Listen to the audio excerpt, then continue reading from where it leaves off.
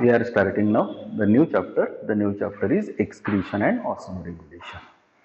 आता आपल्याला काय करायचं आहे, नवीन चॅप्टर सुरू करायचं आहे. चॅप्टरचं नेम आहे एक्सक्रीशन अँड ऑस्मोरेग्युलेशन. ॲक्च्युली काय आहे की excretion and osmoregulation it is the function of kidneys. की आता या पर्टिक्युलर प्रोसेसमध्ये या चॅप्टरमध्ये आपल्याला काय शिकायचं आहे की जे फूड मटेरियल आपण खाल्लं आहे, कन्झ्युम केलेलं आहे, त्या फूड मटेरियलमध्ये खूप साऱ्या गोष्टी आहे.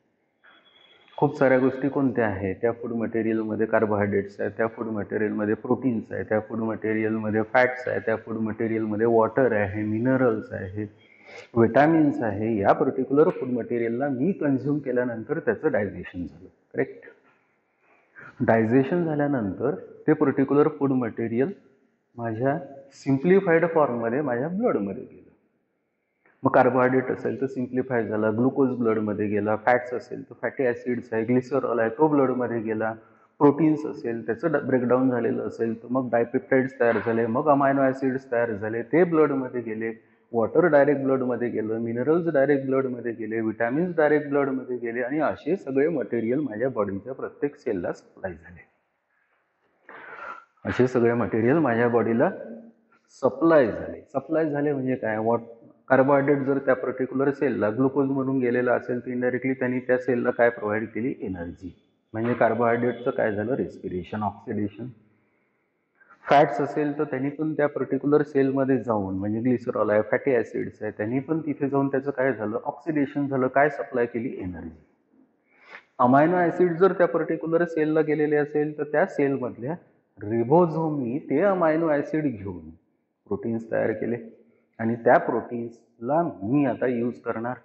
पण जे अमायनो ॲसिड्स माझ्या बॉडीमध्ये सर्क्युलेट झाले ते सगळेच्या सगळे त्या पर्टिक्युलर सेलला सप्लाय झाले असं नाही.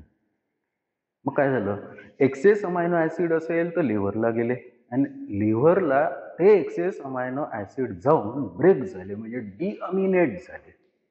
And upon deamination of excess amino acid in liver there is formation of ammonia. There is formation of ammonia. म्हणजे लिव्हरमध्ये काय प्रोड्यूस झाला, अमोनिया प्रोड्यूस झाला. पण प्रॉब्लेम कसा आहे की ammonia is highly poisonous, ammonia is highly toxic, ammonia is basic alkaline. मग तसा अमोनिया माझ्या बॉडीमध्ये राहणे प्रॉब्लेममध्ये आहे. मग असा अमोनिया मी रिमूव्ह करायला पाहिजे.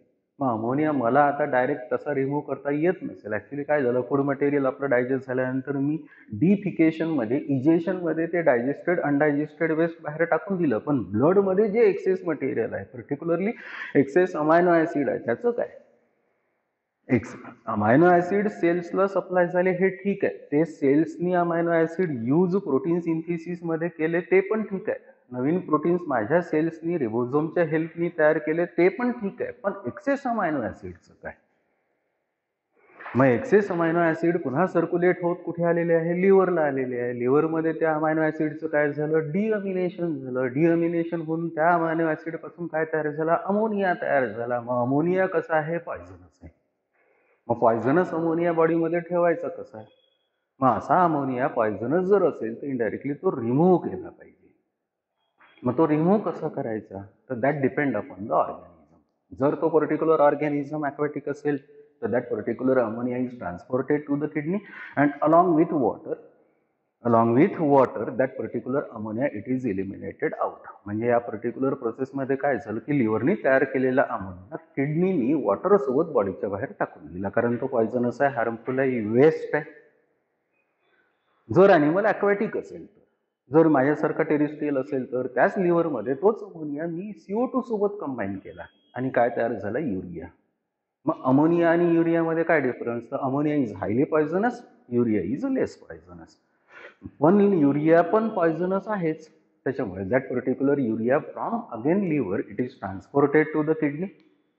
In kidney there is addition of water, urea plus water together it is called as urine and urine it is eliminated out. म्हणजे मी माझ्यासारखा ॲनिमल असेल तर तो डायरेक्ट अमोनिया बॉडीच्या बाहेर टाकणार नाही. मी टेरिस्ट्रियल ॲनिमल आहे, म्हणजे माझ्याकडे फॉर एक्झाम्पल कुठलं मेकॅनिझम आहे की लिव्हरमध्ये तो अमोनिया कार्बन डायऑक्साईड सोबत कंबाईन करून युरियामध्ये कन्वर्ट करून किडनीला देऊन किडनीने वॉटर ॲड करून युरिनच्या फॉर्ममध्ये बॉडीच्या बाहेर टाकायचं आहे. ही एक मेथड आहे. पहिल्या मेथडमध्ये काय होतं की अमोनिया डायरेक्ट किडनीमध्ये वॉटरसोबत कंबाईन होऊन बॉडीच्या बाहेर गेला. दुसऱ्या एक्झाम्पलमध्ये माझ्यामध्ये काय एक्झाम्पलमध्ये मी सांगितलं की माझ्याकडे तो अमोनिया CO2 सोबत कंबाईन होऊन युरियामध्ये कन्व्हर्ट होऊन किडनीच्या थ्रू बॉडीच्या बाहेर टाकला गेला. पण काही असे अॅनिमल्स आहेत, रेप्टाईल्स आहे, बर्ड्स आहे, त्या अॅनिमल्समध्ये काय होते की तोच अमोनिया तिथेच लिव्हरमध्ये तयार झाला, पण तो लिव्हरमध्ये तयार झालेला अमोनिया प्युरिन सारख्या नायट्रोजिनस बेस सोबत कंबाईन होईल आणि नवीन एक कंपाऊंड तयार होईल, that is called as uric acid. तो लिस्ट पॉयझनस आहे. Ammonia is highly poisonous, urea is less poisonous, uric acid is least poisonous. Ammonia is highly soluble in the water, urea is less soluble in the water, uric acid is least soluble in the water. म्हणजे जे reptiles आहे, birds आहेत, त्या particular ॲनिमल्समध्ये लिव्हरमध्ये काय produce झालं? Uric acid. From liver, that uric acid is transported to the kidney, and from kidney that particular uric acid is eliminated out. म्हणजे या अर्थवर बेसिक लिव्हरमध्ये एक्सेस अमायनो ऍसिड पासून बेसिक जो वेस्ट तयार होतो तो सगळ्यांकडे सेमच तयार होतो, that is called as ammonia. पण डिपेंड आहे ऑर्गॅनिझम कसं आहे. जर तो ऑर्गॅनिझम फॉर एक्झाम्पल ॲक्वॅटिक असेल तर त्याच्याकडे अमोनियाच रिमूव्ह होईल वॉटरसोबत. मी जर फॉर एक्झाम्पल टेरिस्ट्रियल असेल तर माझ्याकडे तो अमोनिया युरियाच्या फॉर्ममध्ये एलिमिनेट होईल. जर तो बर्ड असेल, रेप्टाईल असेल, तर त्याच्याकडे फॉर एक्झाम्पल तो अमोनिया युरिक ॲसिडमध्ये कन्वर्ट होऊन एलिमिनेट होईल. पण सगळ्या केसमध्ये आता आपण ऑब्झर्व केलेलं असेल तर काय होऊन राहिलं की एक्सेस अमायनो ॲसिड जे ब्लडमध्ये प्रेझेंट आहे त्याचं कन्व्हर्शन अमोनियामध्ये होऊन तो अमोनिया वेगवेगळ्या फॉर्ममध्ये बॉडीच्या बाहेर टाकणे, that process nothing but it is called as excretion. म्हणजे फूड मटेरियल मी खाल्ल्यानंतर माझ्या ॲनसच्या थ्रू मी डायजेस्टेड अनडायजेस्टेड वेस्ट जर रिमूव्ह करत असेल तर that process it is called as egestion, that is called as defecation. पण ब्लडमधले जे इम्प्युरिटीज आहे, ब्लडमधले जे वेस्ट आहे ते रिमूव्ह करायसाठी मी जर लिव्हर किडनी यूज करत असेल तर that particular process it is called as excretion. म्हणून एक्सक्रीशनला कसं डिफाईन करता येईल आपल्याला? The process of extraction, collection and elimination. The process of extraction, collection and elimination of non-gaseous nitrogenous waste along with excess of salt and water outside the body is called as excretion. आता या डेफिनेशनला मी परत एकदा बोलतो आणि त्याच्यातले words आपण clear करू. What is excretion?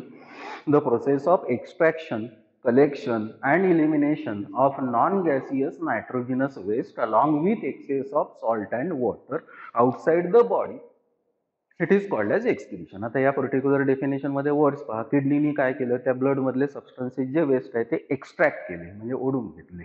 काही वेळासाठी ते कलेक्ट केले, कलेक्शन. नंतर त्या किडनीने ते वेस्ट असेल तर बॉडीच्या बाहेर एलिमिनेट केले, इलिमिनेशन. किती वर्ड झाले? Extraction, collection and elimination. कुठले सबस्टन्सेस आहे हे? नॉन गॅसियस, म्हणजे अमोनिया गॅस जरी असला तरी तो वॉटर सोबत बॉडीच्या बाहेर चाललेला आहे, म्हणजे नॉन गॅसियस.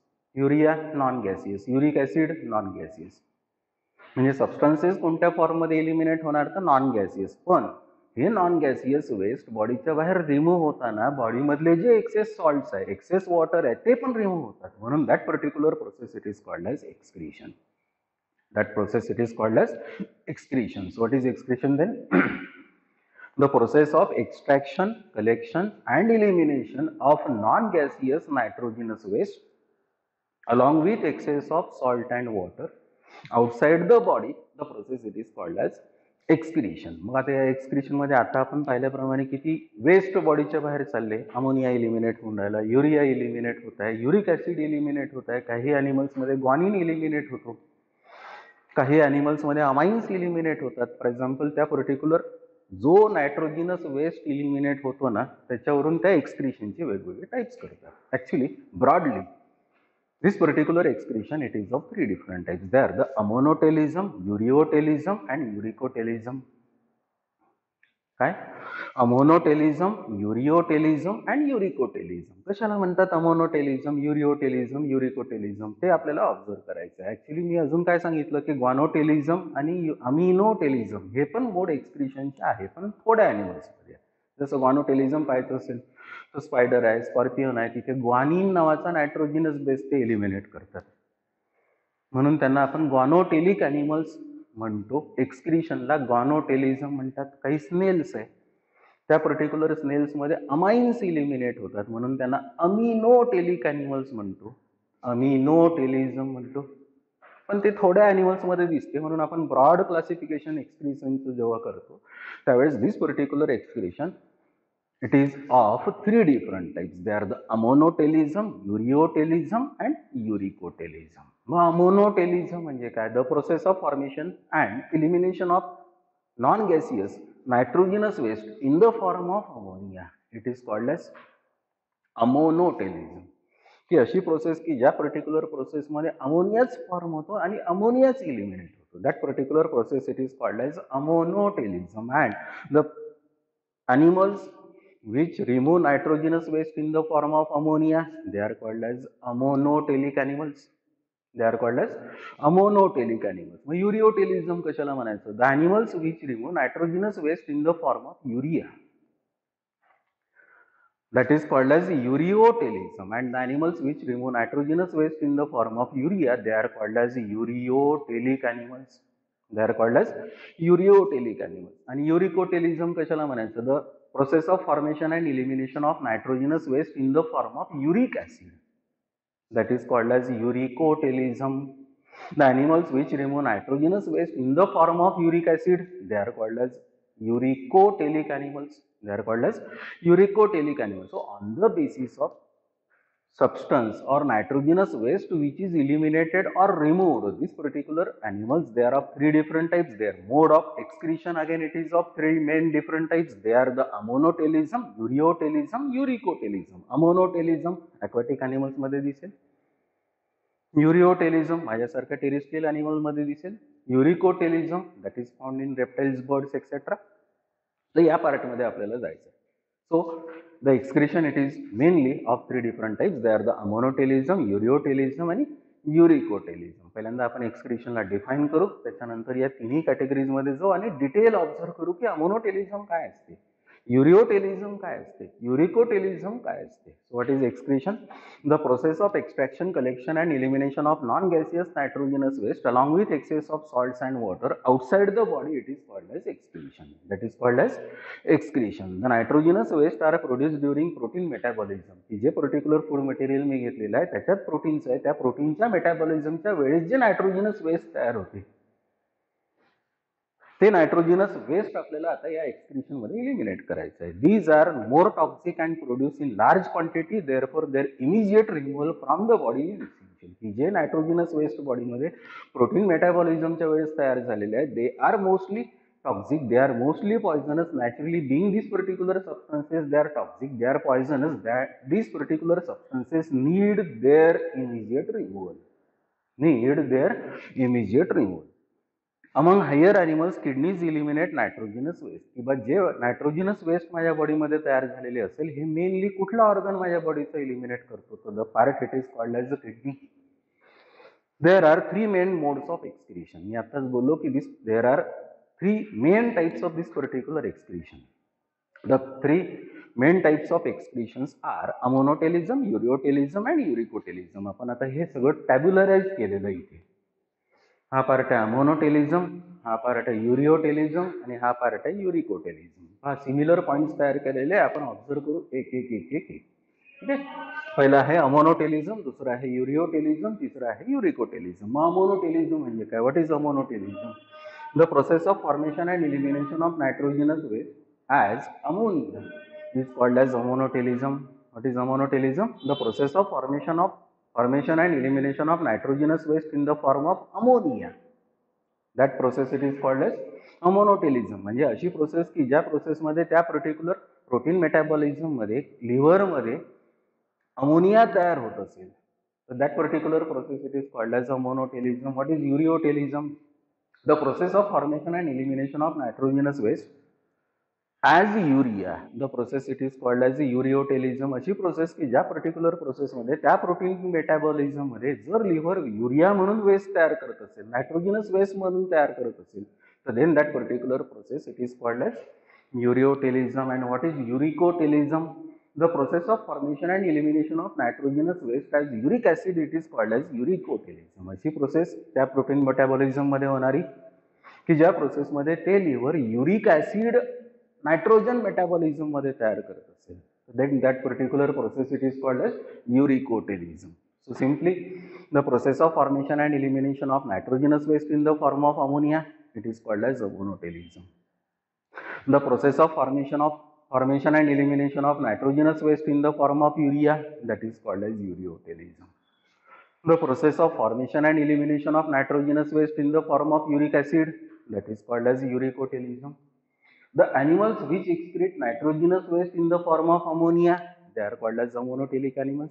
की असे animals की जे पर्टिक्युलर animals अमोनिया वेस्ट अमोनियाच्याच फॉर्म मध्ये जर बॉडीच्या बाहेर टाकत असेल तर that process it is called as that animals are called as ammonotelic animals. So the animals which excrete nitrogenous waste in the form of ammonia, they are called as ammonotelic animals.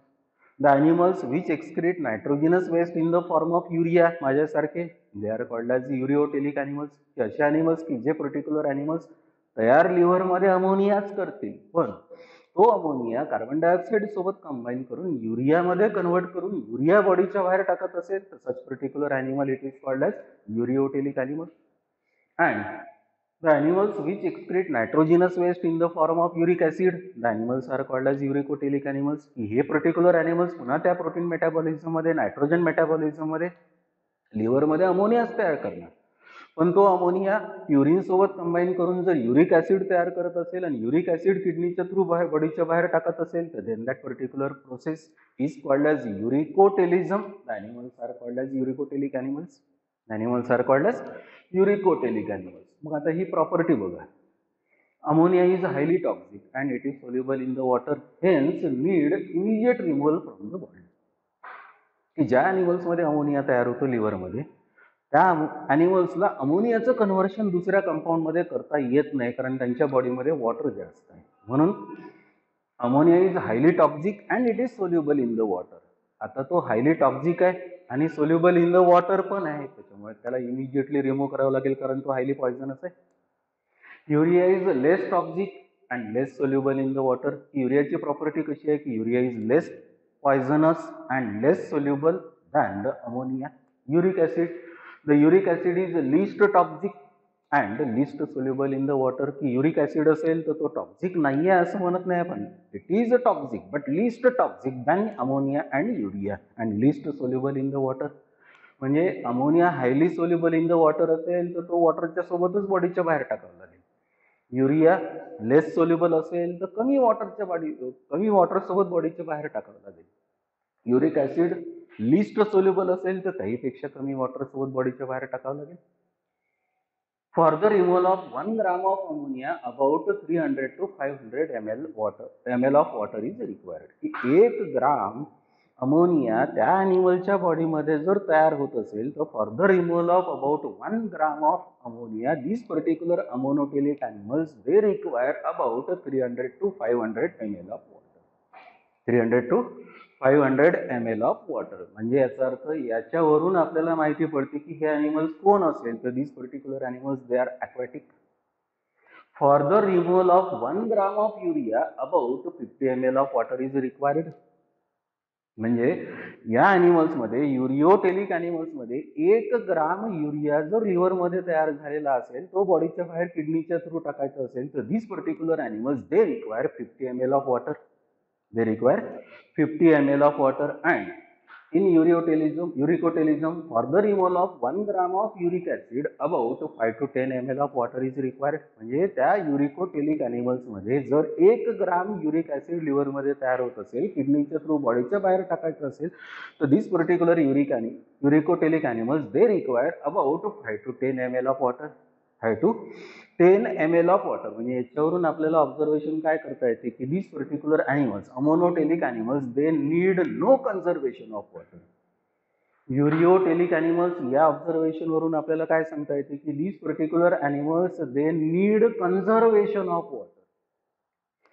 आणि uricotelism मध्ये या statement वरून आपल्याला काय सांगता येते की this particular uricotelic animals they need more conservation of water. म्हणजे या युरिकोटेलिक ॲनिमल्सला बॉडीमध्ये वॉटर स्टोअर करून ठेवावं लागेल. यांना कमी स्टोअर केलं तरी चालते, यांना स्टोअर करायची गरज नाही कारण हे ॲक्वॅटिकच आहे. म्हणून पुढे पहा, ammonotelic animals can offer water loss, कारण दीज आर ॲक्वॅटिक ॲनिमल्स, म्हणून या पर्टिक्युलर ॲनिमल्सच्या बॉडीमधून वॉटर लॉस कितीही झाला तरी यांना काही प्रॉब्लेम येणार नाही. These animals can offer water loss for some extent. की युरिकोटेलिक ॲनिमल्स असेल तर या ॲनिमल्समध्ये जर 1 ग्राम युरियासाठी 50 ml वॉटर जर ते बॉडीच्या बाहेर टाकू शकत असेल तर this particular animals they can offer water loss but up to certain extent. कारण या पर्टिक्युलर ॲनिमल्सला वॉटर बॉडीमध्ये घेता येते, मिळते. These animals cannot offer water loss. Uricotelic animals they cannot offer water loss, कारण त्यांच्या बॉडीमध्ये पाणी कमी आहे, ड्रिंकिंग हॅबिट नाही आहे. That's why this particular uricotelic animals they cannot offer water loss. त्याच्यानंतर की आता हे अमोनोटेलिझम आहे, हे युरिओटेलिझम आहे आणि हे युरिकोटेलिझम आहे, तर हे कुठल्या ॲनिमल्समध्ये दिसेल? तर ammonotelism it is found in aquatic invertebrates, bony fishes, aquatic and larval amphibians, protozoans. कुठे कुठे दिसेल पुन्हा पहा, ॲक्वॅटिक इन्व्हर्टिब्रेट्स आहे. इन्व्हर्टिब्रेट्स समजते तुम्हाला, ज्यांच्याकडे व्हर्टिब्रल कॉलम नाही आहे पण ते ॲक्वॅटिक आहे, त्यांना म्हणतो आपण aquatic invertebrates. Bony fishes, fishes 2 टाईपचे असतात, कार्टिलेजिनस फिशेस आणि बोनी फिशेस. त्याच्यापैकी ज्यांचं एंडोस्केलेटन बोनी आहे त्यांना आपण बोनी फिशेस म्हणतो. या बोनी फिशेसमध्ये पण आपल्याला अमोनोटेलिक अमोनोटेलिझम दिसेल, कारण mostly this particular bony fishes they are the fresh water fishes. They are the fresh water fishes. त्याच्यानंतर aquatic and larval amphibians. Frog सारखी जे ॲम्फिबियन्स आहे फॉर एक्झाम्पल, ते जर ॲक्वॅटिक असेल आणि लार्वल जर असेल तर त्यांच्यामध्ये पण अमोनोटेलिझम दिसेल. एकच फ्रॉग तो जर लार्वा असेल तर त्याच्याकडे अमोनोटेलिझम आहे, आणि तोच जर अडल्ट होत असेल तर त्याच्याकडे युरिओटेलिझम आहे, कारण तो टेरिस्ट्रियल होतो. तो जेव्हा लार्वल असेल तेव्हा त्याला टेल असते.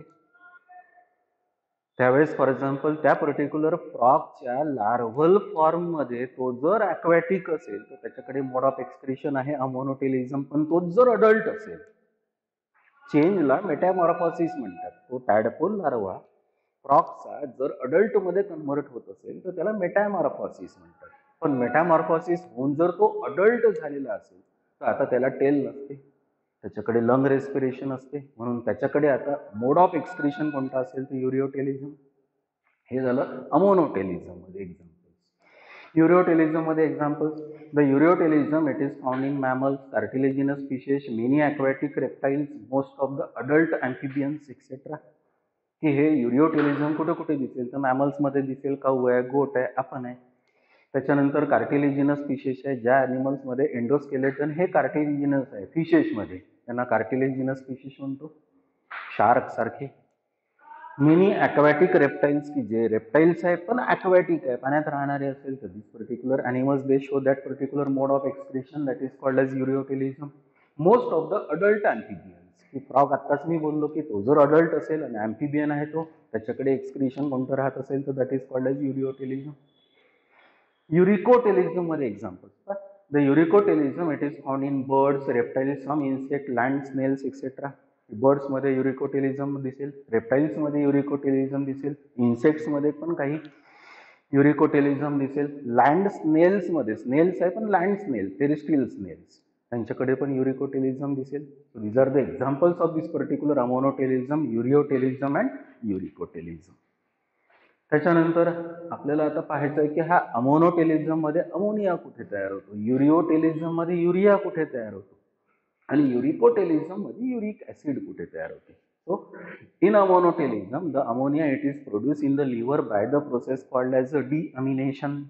That process it is called as deamination. म्हणजे जो ॲनिमल अमोनोटेलिक आहे, सपोज फॉर एक्झाम्पल तो बोनी फिश जर असेल तर इनडायरेक्टली त्या पर्टिक्युलर फिशच्या बॉडीमध्ये जर त्यांनी फॉर एक्झाम्पल फूड मटेरियल घेतलं, प्रोटीन्स कन्झ्युम केले, प्रोटीन्स कन्झ्युम केल्यानंतर सिम्प्लिफाईड अमायनो ॲसिड तयार झाले, ते बॉडीला सप्लाय झाले, एक्सेस अमायनो ॲसिड त्याच्या लिव्हरला गेले, आणि लिव्हरला जाऊन ते एक्सेस अमायनो ॲसिड डिअमिनेट झाले, प्रोड्यूस काय झालं? अमोनिया.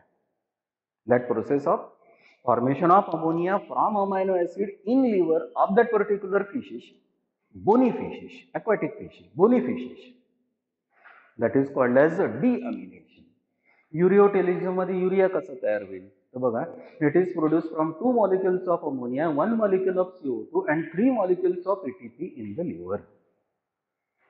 की माझ्याकडे फॉर एक्झाम्पल जर युरिया तयार व्हायचा असेल तर मेकॅनिझम काय पुन्हा पहिल्यापासून, की मी फूड मटेरियल काढलं, कन्झ्युम केलं, प्रोटीन्स गेले, प्रोटीन्सचं डायजेशन झालं, अमायनो ॲसिड्स तयार झाले, अमायनो ॲसिड्स ब्लडमध्ये ॲब्सॉर्ब झाले, हे अमायनो ॲसिड ब्लडनी बॉडीच्या सेल्सला दिले. पण एक्सेस अमायनो ॲसिड जे ब्लडमध्ये आले आहेत ते कुठे आले? आता लिव्हरला. आणि लिव्हरला एक्सेस अमायनो ॲसिड येऊन त्या एक्सेस अमायनो ॲसिडचं पुन्हा काय झालं? डिअमिनेशन. कुठे? लिव्हरमध्ये. आणि in liver upon deamination of excess amino acid again there is formation of ammonia. Again there is formation of, माझ्याकडे पण काय तयार झाला? Ammonia. But for the removal of that much of ammonia in my body there is no sufficient amount of water. म्हणजे याचा अर्थ काय? की माझ्या लिव्हरमध्ये एक्सेस अमायनो ॲसिड पासून अमोनिया तयार झाला, पण तो अमोनिया रिमूव्ह करायला तेवढं वॉटर माझ्या बॉडीमध्ये नाही. म्हणजे याचा अर्थ तो अमोनिया लिव्हरमध्ये राहिला तर तो पॉयझन बॉडीमध्ये स्प्रेड करेल. म्हणून त्या अमोनियाचं पॉयझनस नेचर कमी करण्यासाठी liver it adds carbon dioxide to the ammonia.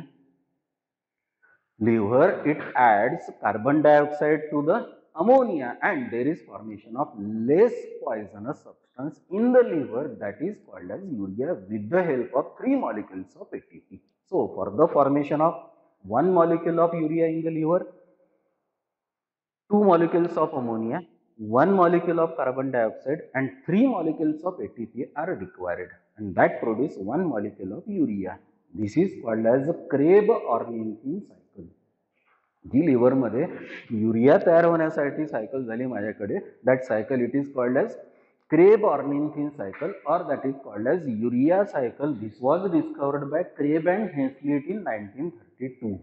This was discovered by Krebs and Hensley in 1932. म्हणजे Krebs and Hensley काय सांगतात 1932 मध्ये की मी जर फॉर एक्झाम्पल मॅमल आहे, मॅन आहे, माझ्याकडे फॉर एक्झाम्पल लिव्हरमध्ये अमोनिया CO2 सोबत कंबाईन होऊन युरिया तयार होत असेल तर that cycle it is called as Krebs-Ornstein cycle. That is called as Krebs-Ornstein cycle. ठीक आहे, हे आता माझ्या बॉडीमध्ये झालं. पण हेच बर्ड असेल, रेप्टाईल असेल, त्याच्या बॉडीमध्ये काय होईल? युरिओटेलिझम मध्ये काय होईल बघा. In ureotelism, it is produced from ammonia and purine in liver, and that cycle or pathway it is called as inosinic acid pathway. की सपोज तो ॲनिमल जर रेप्टाईल असेल किंवा बर्ड असेल तर त्याच्याकडे पुन्हा अजून काय झालं पहिल्यापासून की त्याने फूड मटेरियल कंझ्युम केलं, प्रोटीन्स कंझ्युम केले, प्रोटीन्सचं डायजेशन झालं, अमायनो ॲसिड्स तयार झाले, अमायनो ॲसिड्स ब्लडमध्ये ॲब्सॉर्ब झाले, ते पूर्ण सेल्सला अमायनो ॲसिड प्रोटीन तयार करण्यासाठी सप्लाय झाले. एक्सेस अमायनो ॲसिड त्याच्या लिव्हरला आले. त्याच्या लिव्हरला येऊन एक्सेस अमायनो ॲसिडचं पुन्हा काय झालं? हेच झालं काय? डिअमिनेशन झालं. डिअमिनेशन होऊन काय तयार झालं? अमोनिया तयार झाला. तो अमोनिया त्या रेप्टाईलला, बर्डला रिमूव्ह करता येत नाही कारण त्याच्या बॉडीमध्ये तेवढं वॉटर नाही. मग तेवढं वॉटर नसेल तर that particular reptile bird it combines that particular ammonia in liver with the nitrogenous base, and that nitrogenous base it is the purine. So ammonia in liver in birds, in reptiles combines with purine and there is formation of intermediate compound that is called as inosinic acid. That is called as inosinic acid. That's why this particular pathway it is called as inosinic acid pathway, and inosinic acid in liver later it is converted into uric acid. Later it is converted into uric acid. This was discovered by Buchanan in 1950. हा कोणाचा research आहे? बुकनन. केव्हाचा?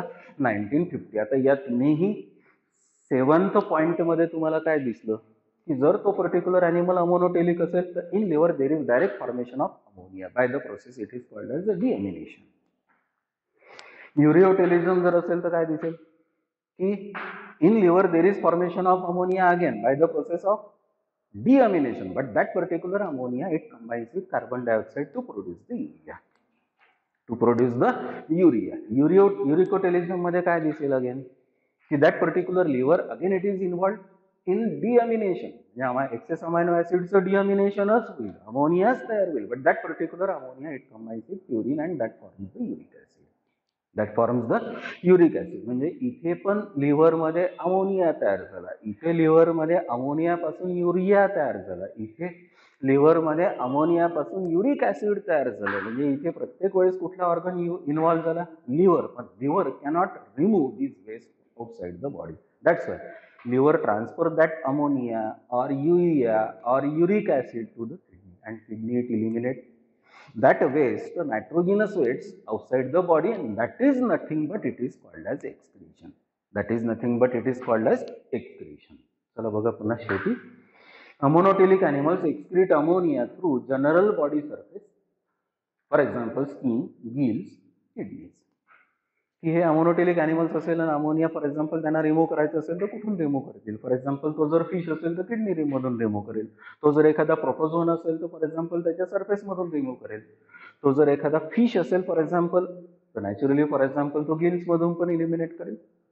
Indirectly, in amonotelic animals, the various organs they are involved in the excretion of that particular ammonia. The various organs are general body surface, the another gills, the another kidneys. युरिओटेलिझम मध्ये कसं दिसेल? Ureotelic animals excrete urea through the kidney. की माझ्यासारखा युरिओटेलिक animals असेल तर मी आता तो urea कसा एलिमिनेट करेल? तर युरिया तयार कुठे झाला? लिव्हरमध्ये. ट्रान्सफर कुठे झाला? किडनीमध्ये. किडनीने त्या युरियामध्ये ऍड काय केलं? वॉटर. काय तयार झाली? युरिन. म्हणजे याचा अर्थ मला युरिया रिमूव्ह करायला कोणी हेल्प केली? किडनीने. So in ureotelic animals the urea is excreted through the kidneys. In uricotelic animals again, the uric acid is again excreted through the kidney. Uricotelic animal, suppose for example तो reptile किंवा bird असेल तर liver मध्ये त्यांनी काय तयार केला? Uric acid. Transfer कुठे झाला? किडनी. किडनीने काय रिमूव्ह केला? Uric acid. म्हणजे indirectly excretory organ, primary excretory organ most of the organisms मध्ये, ॲनिमल्स मध्ये कुठला जर असेल तर किडनी. पण तो वेस्ट तयार करायला हेल्प करणारा कुठला जर ऑर्गन असेल तर that organ it is called as liver. The chemical formula of the ammonia it is NH3. The chemical formula of the urea it is NH2CONH2.